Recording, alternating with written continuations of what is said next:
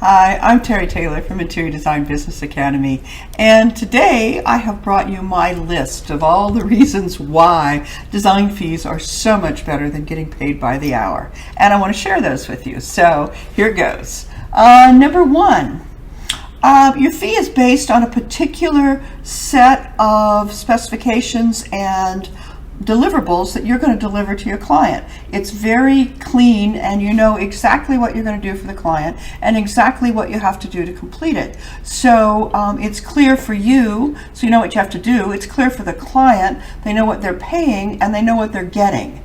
And because you have all of those things already worked out in advance, the job goes much smoother, it goes much faster, and it runs to completion and you make more money. Just works that way. Number two, design fees have to be in sync with the budget. In order for this to work, there is a connection between the two. And we've talked about that before. It's about 15% of budget, especially on a furniture job. So we know that will be easy to sell because it makes sense with the budget, and we know that we won't be undercharging our hours, or we worry about overcharging hours. I don't think anybody's ever done that in their entire life. It always goes the other way, but it does get you honest in terms of this is the amount of time that this job should logically take, and then what you can get done inside of it becomes your profit. It works really easily.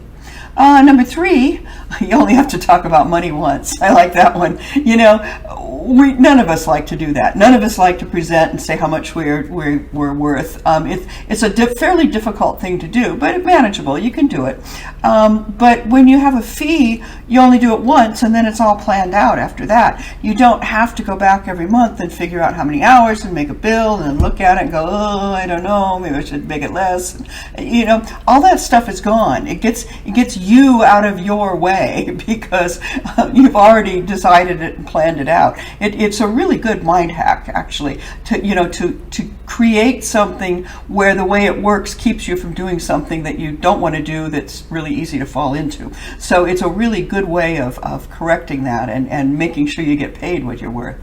Number four, you always know what you have to do before the next meeting. Now that's a cool thing, because when you've set up those meetings, say this is the decisions we're going to make on this next meeting, you know what pieces, what research, what has to happen before you go to present at that next meeting. So you can figure out the time it takes. You can give yourself 3 hours or 6 hours, or whatever it is that needs to be done. You can time intention to get those pieces done. And when you do that, you're going to have much more free time. You won't get lost and be doing paperwork at 10 o'clock at night. It's going to calm that piece down quite a bit.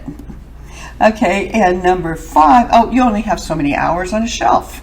There's only so many hours in a working day. There's only so many hours you can sell. Some of it has to be in non-billable hours. So when you hit that max of hours you can sell, that's as much as you can possibly make. You've hit the ceiling, right? You've created your own ceiling where you didn't really intend to do that, but that's what it does.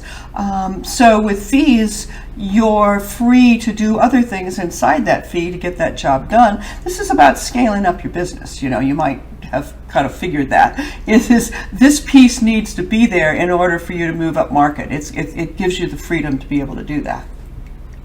You always know when you will be paid. Now there's a great one, right? How many times have you been in a job and you thought you were ready, almost done, one more thing and you're going to bill it, and they go out of town, or they don't make this decision, or something happens and that last piece doesn't get done, and you have a chunk of money sitting there that needs to get billed. Bill it. Just bill it, okay? Don't let them control your money. And when you've got it already set up on a contract this way, it's really easy. It's really easy to work that way and send those bills out and people pay them. There's no problem at all, right? So you don't get stuck behind the 8 ball because somebody else doesn't realize what they've done to your cash flow. And number 7, this is the drum roll. This is the big one. If you've been doing this for a while, been doing design for a while, you're fast, okay? And when you're fast, you get jobs done with fewer hours than before, so you actually make less money. And it's not logical or right that somebody who's really good and really fast at what you do and really skilled, you got that 10,000 hours in, right? You're at the pro level, that you make less money. Okay? That doesn't make sense, that you would make less than somebody or charge less than somebody who's new and just learning their chops and not being able to do that.